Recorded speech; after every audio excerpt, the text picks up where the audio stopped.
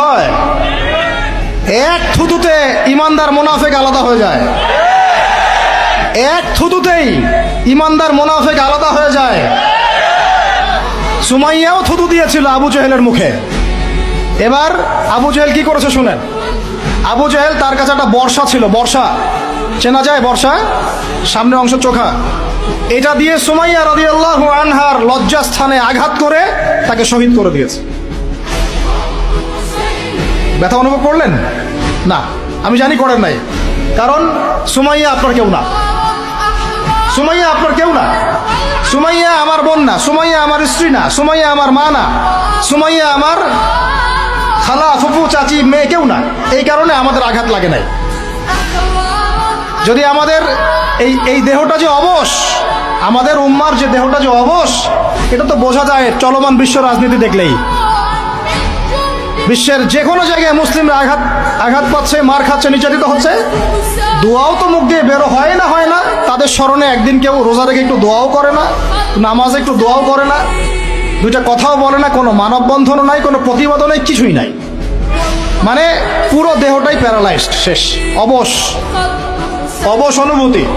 আর প্রত্যেকটা বর্ডার এক একটা অনিকেত প্রান্তর, যেখানে অনুভূতিগুলোর ব্যবচ্ছেদ করা হয়েছে, ফিলিংসগুলোকে ব্যবচ্ছেদ করে ফেলে দেওয়া হয়েছে, ফিলিংস নাই। সুমাইয়ার কথা শুনে আমাদের লাগলো না, কারণ সুমাইয়া আমার মেয়ে না, আমার মেয়ে আয়েশা তো আর না, আমার মেয়ে মারিয়াম তো আর না, আমার ছেলে ওমর উসমান তো আর না। সুমাইয়া তখন স্বাধীন, যখন তাকে বর্ষায় শহীদ করা হলো, সে স্বাধীন, জান্নাতে চলে গেল। জুলাইবিস একজন সাহাবী ছিলেন, ছোটখাটো মানুষ, ইসলাম কবুল করে আসছেন। খায়বার যুদ্ধের দিন নবী সাল্লাল্লাহু আলাইহি ওয়াসাল্লাম তার হাতে তাকে তলোয়ার দিয়েছেন এবং তাকে যুদ্ধে মানে অগ্রগামী যে সৈনিকরা থাকে প্রথম কাতারের দিকে, সেখানে থাকার মানে চান্স দিয়েছেন।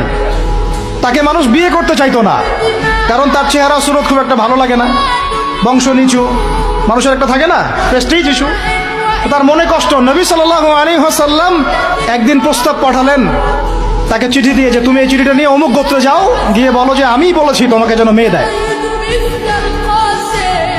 তখন তারপরেও মেয়ে দিতে চাচ্ছে না, কিন্তু সেই মেয়ে শুনেছে যে আল্লাহর নবী সুপারিশ করেছে, আমার যৌবনের উপর ধিক্কার যদি আমি এই সুপারিশ না রাখি। তিনি বললেন জুলাইবিস যেমনই হোক চেহারা, আমি তাকে বিয়ে করতে রাজি আছি। তিনি বিয়ে করলেন, সংসার হলো, শুরু হলো। এই সাহাবী খায়বার যুদ্ধে শহীদ হলেন। নবী সাল্লাল্লাহু আলাইহি ওয়াসাল্লাম তার চারপাশে দেখলেন, তার চারপাশে 12 জন ইহুদির লাশ পড়ে আছে। কয়জন? একাই 12 জনকে হত্যা করেছে এই সাহাবী। সুবহানাল্লাহ। আল্লাহর নবী তাকে নিজের হাতে কোলে নিয়েছেন, কোলে মানে তার দেহটা এরকম ছিল আর কি, খুব লম্বা চওড়া না, নিজের হাতে কোলে নেওয়ার মতো নিয়ে নিজ হাতে তিনি তাকে দাফন করলেন। আর বললেন যে আমার এই সাহাবীর জন্যে হুরে নেঈনরা তাদের দরজা খুলে দিয়েছে এখন। তিনি তখন স্বাধীন।